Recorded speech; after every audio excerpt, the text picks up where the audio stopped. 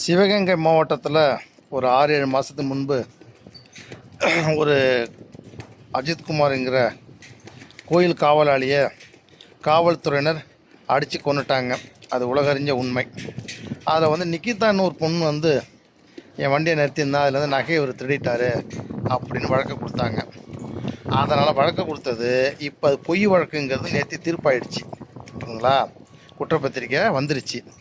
அவங்களுக்கு அந்த ப்ரெஷர் கொடுத்தவன் யார்? இப்போ காவல்துறைக்கு ஒரு அதிகாரி ப்ரெஷர் கொடுத்துருக்காங்களாம். அவன் கண்டிப்பாக ஆளுங்கட்சியை சேர்ந்தவனை தான் இருக்கணும், இல்லாட்டி இந்தமாரி நடவடிக்கை எடுக்க மாட்டாங்க. இதுக்கு இப்போ என்ன செய்ய போகுது இந்த அரசு? ஒன்றும் செய்யாது. கேட்டோன்னு வச்சிங்களேன், தேர்தல் வருது, மூடி மறைக்கணும் அப்படிங்கிறதுல தான் திமுக மும்முரமாக செயல்படும்.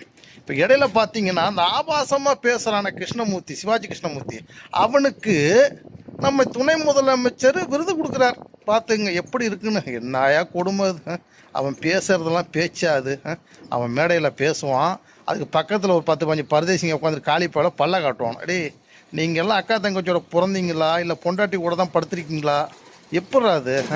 அசிங்கமாக பேசுகிறவனுக்கு நீங்கள் ஆதரவு கொடுக்குறீங்க, முட்டா பயலுக்கு முட்டு கொடுக்குறீங்க. இப்படி தான் இப்போ பாருங்கள், இப்படி வரிசைலாம் நடந்துக்கிட்டு இருக்கு. யார் அந்த சாருன்னு அண்ணா யூனிவர்சிட்டி நடந்துச்சு சென்னையில், அதுவும் கண்டுபிடிக்க முடியல. அதுக்கப்புறம் இந்த அஜித்குமார் கொலை வழக்குக்கு அதிகமாக அழுத்தம் கொடுத்த அதிகாரி எவனும் சொல்ல மாட்டானோ. இப்படியே தான் உருட்டி பெரட்டி ஓட்டிகிட்டு இருப்பானுங்க.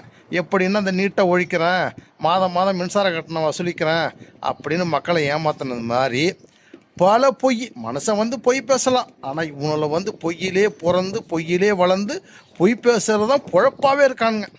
மக்களே நல்லா சிந்திங்க, என்னென்ன நடந்திருக்கு அப்படின்னு. இதெல்லாம் எந்த மீடியாவும் வெளியில் கொண்டு வராது. நம்ம சொன்னால் நம்மளை தடுவானோம். அவர் எங்கே இருக்கார், என்ன பண்ணுறாரு, ஏது பண்ணுறாரு, அவர் அடிக்கணுமா, உதைக்கணுமா, குத்தணுமா அப்படின்னு இந்த குருட்டுத்தனமான வேலை தான் செய்வாங்களே தவிர நல்லதை செஞ்சு சரித்திரமும் கிடையாது, நல்லா இவனை வாழ போகிறதும் கிடையாது, நல்லா இவனும் நல்ல கைதில் சாவ போகிறதும் கிடையாது. இதுதான் உண்மை.